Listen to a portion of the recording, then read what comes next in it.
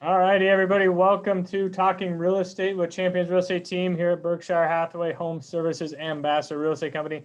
My name's Mark Wayner II, team leader here at Champions Real Estate Team. So every Wednesday we jump on and kind of give you a rundown of what's gone on in the real estate market over the last week. And then Russ Williams with Williams Mortgage will be joining us. And I'll talk about kind of the mortgage industry, what he's kind of seeing. We'll go back and forth. So we'll jump right into it. There we go. Ooh, share screen here. All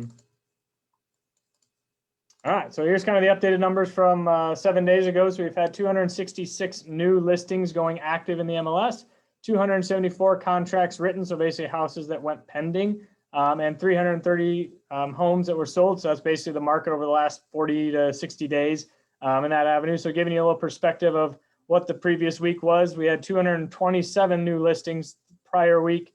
Actually, we're down on our new contracts when we had over 300 last week. But obviously, if you know, we had about 100-degree difference in temperature change from the negative 40-degree wind chills to having 40 degrees yesterday or so. So that kind of plays in a part of people going out and looking at houses. But also, if you want to get out there and find those ones that come on the market, the serious buyers are out there, in that cold weather. So give you also a little snapshot of what the market's doing here, kind of a bigger picture. 30,000-foot view. So this is basically what's going on as of this morning. So we had 1,250 active listings that you can go look at in the Omaha Lincoln MLS area. I did pull out the no-show listings, which basically means that us as agents can see them on the backside, but they are not ready to go on the market. They're houses that maybe, the sellers are painting or doing some updates and stuff like that. But they just want to, the agents to know that, hey, they're going to be coming on the market, but we can't get in and see them yet.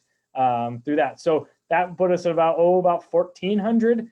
So we're still at all-time lows as far as inventory goes. And we break that down farther into the Omaha metro area, Douglas Sarpy County. As you can see here, we have 78 new listings. Then we move into the existing homes. Out of that 570 some, we have about 250 existing homes on the market.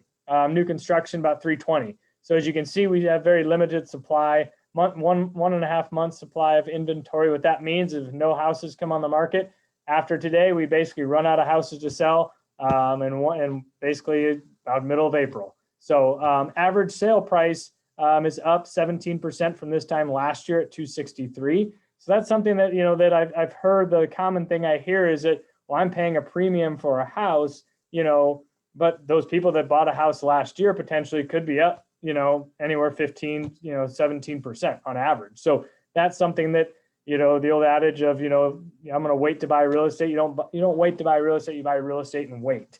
So those are some of those things that, especially now with the interest rates at pretty much all-time lows, they've been ticking up. And that's something Russ will touch on that, we talk about a lot on our, weekly talk, is that interest rates go up 1%, you lose 10% of your purchasing power. And as we see here, if the average sold price is going up, your purchasing power is even decreasing that much more if you decide to wait it out. That's one of those things that, if you listen to Tommy Boys, those that decide to wait it out are growing or dying. And so sometimes those things that, as you look at that if you're seriously considering buying a house, there's no better time than the present.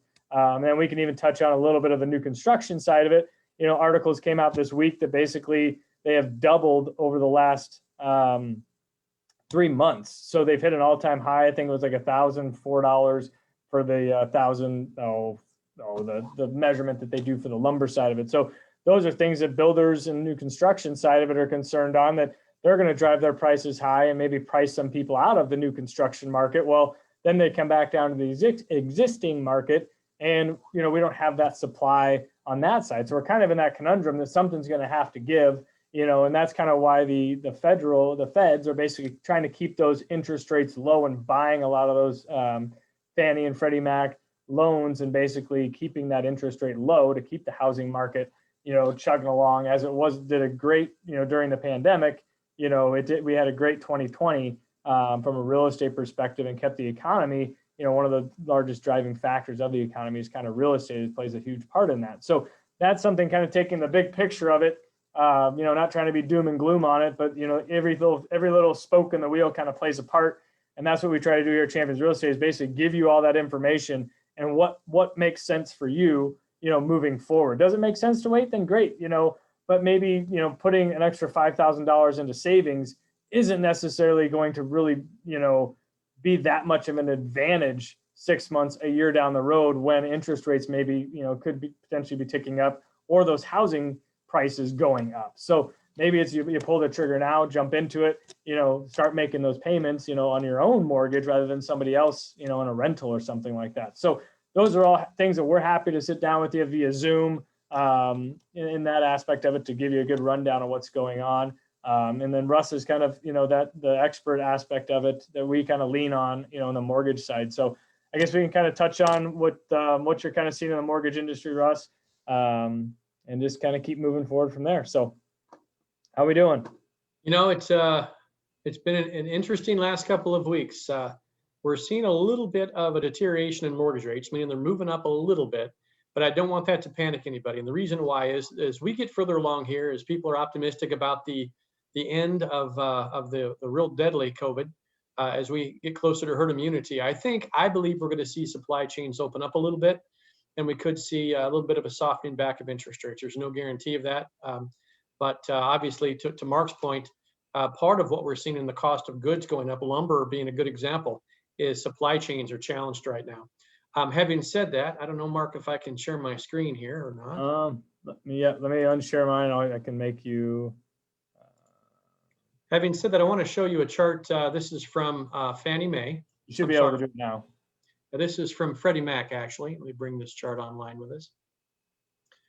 And as you can see here, this is a history over the last year of what mortgage rates have done. The blue line is 30-year fixed rate mortgages. And you see here that they've been generally on a downward trajectory going into the early part of this year. We've seen a little bit of a spike upwards, and we expect that next week that spike's going to be a little bit higher. This report comes out from Freddie Mac every Thursday morning at 7:30. It's called the Primary Mortgage Market Survey Report. It's a compilation of mortgage rates offered by lenders across the country. And for the last 7 days, last week, the 7 days prior to Thursday of last week, the average rate offered was 2.81% with 0.7 of a point. I expect we'll probably see that pushing closer to maybe 3% when those numbers come out tomorrow. Of course, these are past rates over the last week. And so the data you're looking at here on the screen is almost a week old. We're going to see those rising a little bit.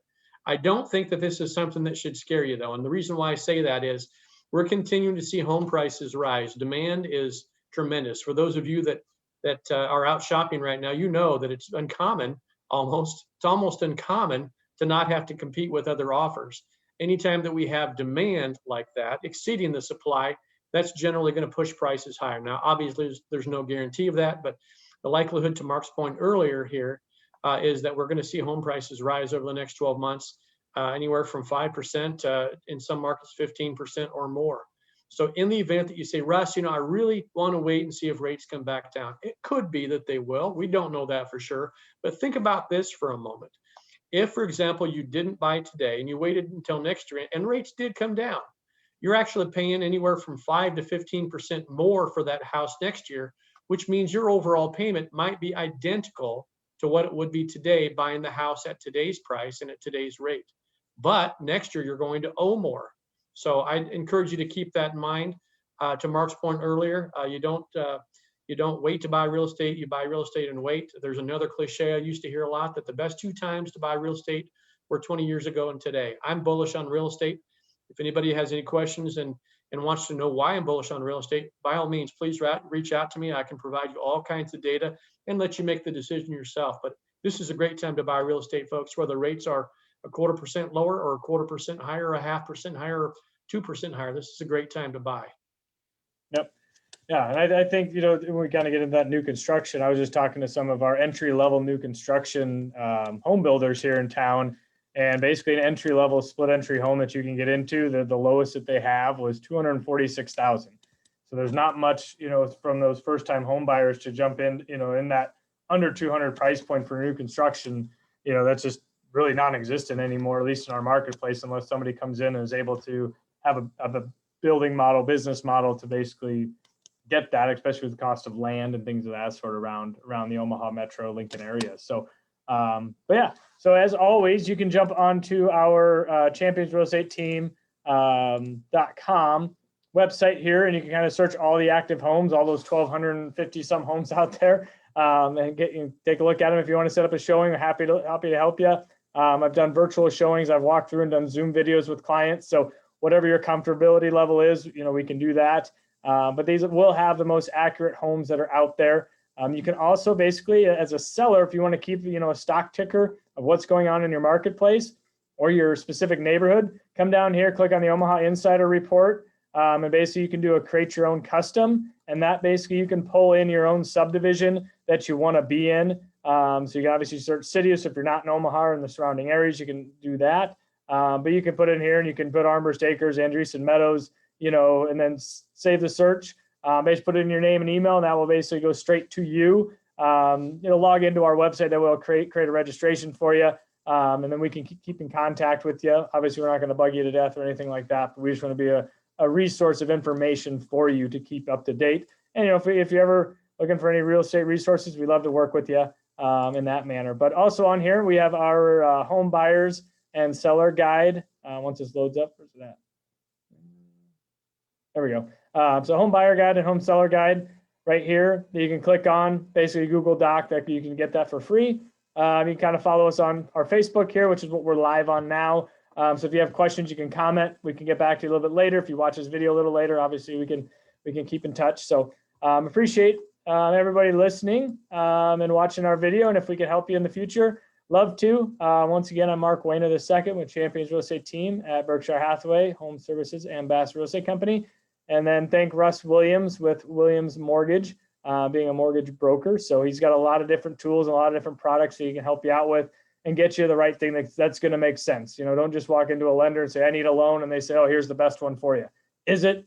Maybe, maybe not. So that's just something to let you know your options. I've personally worked with Russ a couple times here now, and just, these great sounding board to, hey, does this make sense? Should we do this? Should we recast our loan? Should we put money down, lower our payments, or put that someplace else? Those are all good questions to have going through there. So, but appreciate everybody. And as always, if you have any questions, give me a holler, and I will talk to you guys soon. Take care. Have a great week.